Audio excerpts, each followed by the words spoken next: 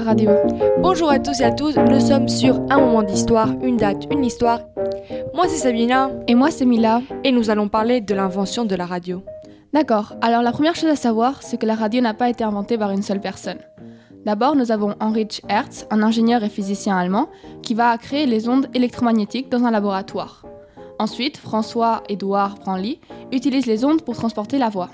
Au plus, Alexandre Popov, un russe, invente les antennes. Mais alors, comment est-ce qu'on est parvenu à inventer la radio ? Grâce à l'italien Marconi, un italien curieux et inventif. Il a 22 ans et il rassemble différentes inventions pour fabriquer la première radio. C'est le 2 juin 1896. Il crée la société Marconi qui développe sur tous les continents. C'est en 1920 où les premières stations radio sont créées. Donc en France, on a le poste de la Tour Eiffel.